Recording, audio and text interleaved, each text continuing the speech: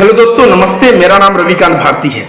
TMC ने किस तरह से करारा हार दिया बीजेपी को आप सभी जानते हैं। और बीजेपी हारा तो अपने कर्मों की वजह से हारा, क्योंकि ये सीएए, एनआरसी तथा किसान बिल, जिससे किसान सही मायने में और देश की जनता परेशान है, ये ऐसे बिल ये सब पारित किए।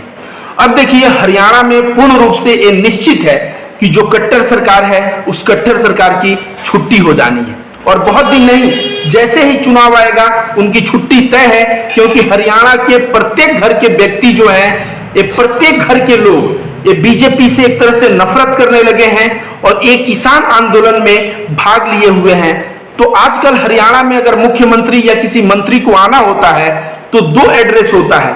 बताया जाता है कि उनका हेलीकॉप्टर जो है इस एड्रेस पे उतरेगा, लेकिन उतरता है दूसरे एड्रेस पे। जहां किसान खोजने पहुंचते हैं, ये लोग वहां पे गलत एड्रेस देके और दूसरी जगह पहुंच जाते हैं। बीजेपी नेता का पंजाब और हरियाणा में अगर सामने मिल जाते हैं तो किस तरह से किसान उनके सामने नारेबाजी करते हैं और उनकी औकात दिखा देते हैं, आप सभी को यह बात पता है। लेकिन बीजेपी एक बहुत बड़ा षड्यंत्र लेके आया है और किसानों को बदनाम करने के लिए षड्यंत्र लेके आया है। लेकिन इस षड्यंत्र का खुलासा, कहते हैं ना, बीजेपी अगर नहला है तो किसान आंदोलन के नेता और किसान जो है दहला है। तो बीजेपी करने क्या वाला है? बीजेपी 5 तारीख से लेके 14 तारीख तक हरियाणा में तिरंगा यात्रा निकालेगा। अब ऐसे समझिए, तिरंगा यात्रा निकालेगा और इस यात्रा को अगर किसान कहीं रोक दे तो पूरा गोदी मीडिया और पूरा का पूरा जो है हिंदुस्तान में ऐसे प्रचार किया जाएगा जैसे एक किसान देशद्रोही है। आप सभी को पता है, इन किसानों को देशद्रोही प्रमाण करने के लिए कई बार जो है पाकिस्तान का झंडा किसान आंदोलन में भेजा गया है। कई बार इनको बदनाम करने के लिए गलत नारे लगाए गए हैं। लेकिन इस देश के अन्नदाता को देश का जनता बहुत अच्छा से समझता है और इसलिए पश्चिम बंगाल में किसान जाके वहां नंदीग्राम और सभी जगह देखा जाए तो प्रचार किया, कलकत्ता के सड़कों पे घूमा और नतीजा क्या हुआ? वहां बीजेपी को बहुत बुरी तरह से शिकस्त मिली। तो बीजेपी हरियाणा में अब तिरंगा यात्रा निकालेगा और उस तिरंगा यात्रा को अगर राकेश टिकैत या इनके कहने पे कोई नेता अगर किसान रोक देता है तो यहाँ क्या होगा कि ये लोग तिरंगे के खिलाफ है। लेकिन मैं आपको बता दूं, ये तिरंगे के कलर से भारत के किसान प्यार करते हैं, वो कभी भी रोकेंगे नहीं। क्यों? क्योंकि इस तिरंगे में एक जो है केसरिया रंग है, सूर्य का जो प्रकाश आता है जिससे पौधे प्रकाश संश्लेषण करते हैं और प्रकाश संश्लेषण करके भोजन प्राप्त करते हैं। एक केसरिया रंग है, दूसरा रंग है हरा। आप देख लेंगे, चाहे गेहूं हो चाहे धान हो, हर एक फसल जब उगता है तो उसका रंग हरा रहता है। और एक है सफेद। अगर सफेद देखा जाए तो सभी धर्मों में, चाहे वो सिख धर्म हो, चाहे जैन धर्म हो, चाहे हिंदू धर्म हो, सभी धर्मों में सफेद कपड़े को बहुत ही पवित्र माना जाता है। हिंदू धर्म में भी देखा जाए तो सन्यासी कहा गया है 4 तरीके के होते हैं। एक होते हैं हंस, एक होते हैं परमहंस, बहुजन, कुटीचर। तो परमहंस जो होते हैं सबसे ऊपर के सन्यासी होते हैं और परमहंस सफेद कपड़ा पहनते हैं। जैन मुनि आप देखेंगे मुंह पे ऐसे कपड़ा भी बांधे रहते हैं, जैन मुनि भी सफेद कपड़ा पहनते हैं। भारत देश में सफेद का एक अलग ही पवित्र महत्व है। तो जो तिरंगे में जो 3 कलर है, इस 3 कलर से किसान सदा प्यार करता रहा है। इसीलिए तो राकेश टिकैत ने ओपन वीडियो जारी करके यह बात कहा है कि तिरंगा यात्रा को कहीं रोकना नहीं है।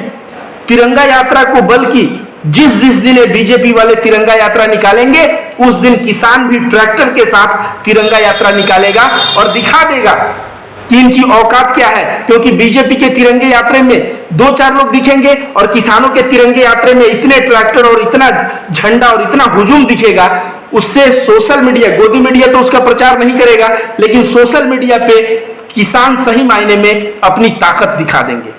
मैं राकेश टिकैत को सलाम करता हूं और भारत के किसानों को सलाम करता हूं कि आरएसएस के हाथ में तिरंगा झंडा पकड़ाना एक बहुत बड़ी बात थी। जो आरएसएस के फाउंडर शुरू से कह रहे थे तिरंगा झंडा को झंडा मानने से ये लोग शुरू से कतरा रहे थे। इनके 8 जो सिद्धांत हैं आरएसएस के, उसमें एक सिद्धांत ये भी है कि हम लोग तिरंगे को झंडा नहीं मांगेंगे, हम लोग भगवा को झंडा मानेंगे।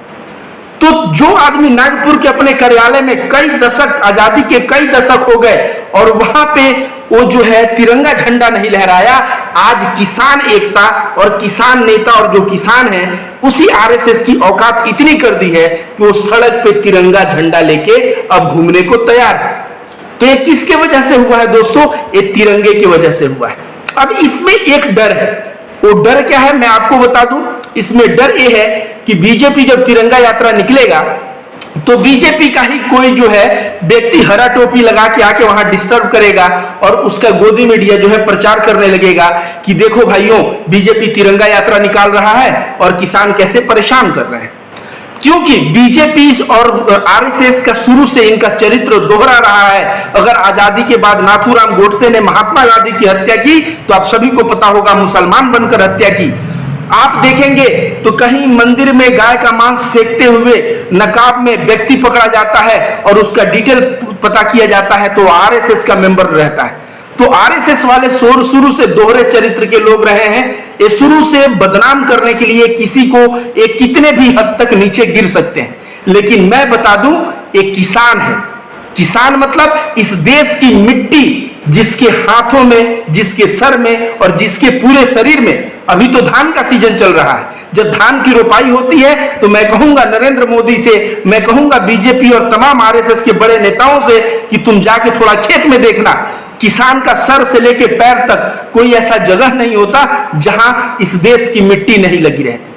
तो किसान सबसे ज्यादा इस देश की मिट्टी से प्यार करता है, अपने खून पसीने को बहा के वो फसल उगाता है। और किस लिए? ताकि इस देश के लोग 2 रोटी सुबह और शाम खा सके।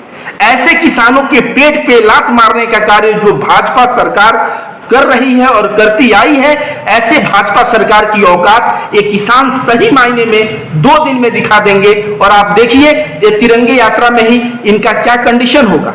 कभी आप लोगों ने सुना है कि कानून पारित बाद में होता है लेकिन पहले ही मकान बनने लगता है। अदानी अंबानी के गोडाउन पहले बने और बाद में संसद भवन में कानून पारित हुआ। मतलब समझ लीजिए कि इस देश का जो प्रधानमंत्री है, इस देश के जो इतना बड़ा नेता अपने आप को कहता है, वो चंद उद्योगपतियों के हाथ में वो गुलाम बना हुआ है और तभी उनका गोडाउन बनने के बाद यह कानून पारित करने का कार्य करता है।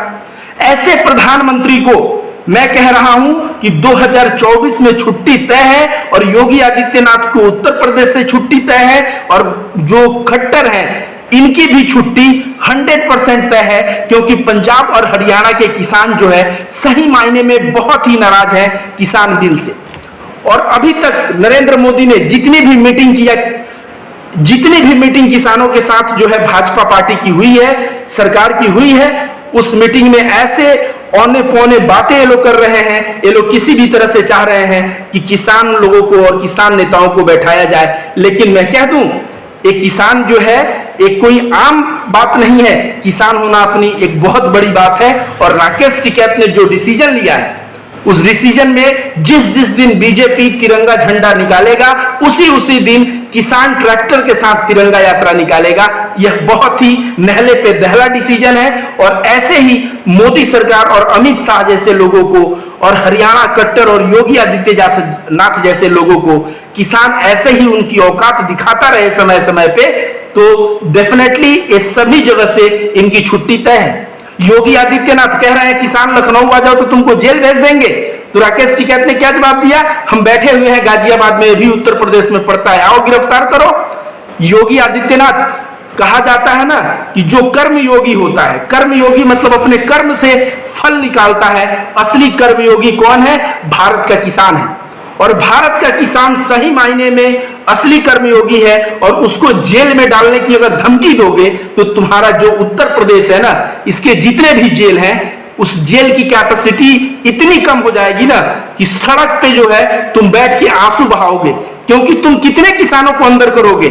हर एक जिले में घर घर के लोग किसान हैं, चाहे उनके पास 1 बीघे खेत हो, चाहे उनके पास आधे बीघे हो और चाहे उनके पास 50 बीघे खेत हो। पूरा उत्तर प्रदेश जो है किसान है। और किस किस को अंदर करने की आप धमकी दे रहे हो? आप अंदर करोगे तो आपके जेल का स्पेस कम पड़ जाएगा। ये बात जो है ना, ये सारी औकात मैं कहता हूं किसान ही दिखा पाएगा। बीजेपी वालों को बहुत अच्छा पाला पड़ा है। राकेश टिकैत एक हिंदू नेता है, एक बहुत ही बड़ी बात है। अगर सिख समुदाय का कोई नेता किसान आंदोलन को नेतृत्व करता तो ये लोग तुरंत धर्म विशेष में बांट देते। मुसलमान समुदाय का करता तो उसको पाकिस्तानी घोषित कर देते। आज इस देश में ऐसा माहौल ये लोग कर दिए हैं कि आज बारिश होती है ना तो ये लोग कहते हैं कि बहुत बहुत धन्यवाद मोदी जी, जो आज बारिश हुई, आज मौसम अच्छा हुआ। बिजली कड़क जाए और मौसम खराब हो जाए तो कहेंगे मुसलमानों की वजह से मौसम खराब हो रहा है। क्यों? ये कौन लोग कहेंगे? अंधभक्त लोग कहेंगे। और अंधभक्त, समझिए, भक्त बहुत ही पवित्र शब्द है। जैसे रामकृष्ण परमहंस मां काली के भक्त थे, चैतन्य महाप्रभु कृष्ण भगवान के भक्त थे, ऐसे देखा जाए तो महाराष्ट्र में जो विठोबा का मंदिर है वहां पे भी देखा जाए तो बहुत ही बड़े बड़े भक्त भारत में पैदा हुए हैं और भक्त शब्द को बहुत ही सम्मान से देखा जाता है। लेकिन अंधभक्त, जो मोदी को इतना अंधभक्त हो गया है कि मोदी कोई भी गलत कार्य करे उसके ऊपर भी ये लोग जब सपोर्ट में खड़े हो जा रहे हैं, ऐसे लोगों को अंधभक्त की उपाधि दी जा रही है। और ये अंधभक्त जो है, आज मौसम बोल रहे हैं ना खराब हो तो बोलेंगे मुसलमानों की वजह से खराब हुआ हो, आज मौसम अच्छा हो जाए तो बोलेंगे धन्यवाद मोदी जी, जो आपने मौसम अच्छा करवा दिया। इस तरह की अंधभक्ति देश को सही मायने में गर्त में ले जाएगा, बर्बाद करेगा। इसलिए जरूरी है इन अंधभक्तों की दवाई करने की। अब इन अंधभक्तों की दवा कैसे की जाती है? ऐसे की जाएगी कि जब सभी लोग एकजुट होके और बीजेपी के अगेंस्ट वोट करके बीजेपी को जब सत्ता से उठा के बाहर फेंक दिया जाएगा और जब मोदी योगी दोनों बाहर चले जाएंगे तो ये गोबर भक्त और अंधभक्त, तब शायद इनका आंख जरूर खुलेगा। और तब आंख नहीं खुला तो जैसे हर एक गली मोहल्ले चौराहे पे आज इनका मजाक उड़ाया जाता है, उसी तरह से ये मजाक के पात्र बनते रहेंगे और तब डेफिनेटली अपने औकात में चले आएंगे। बहुत बहुत धन्यवाद।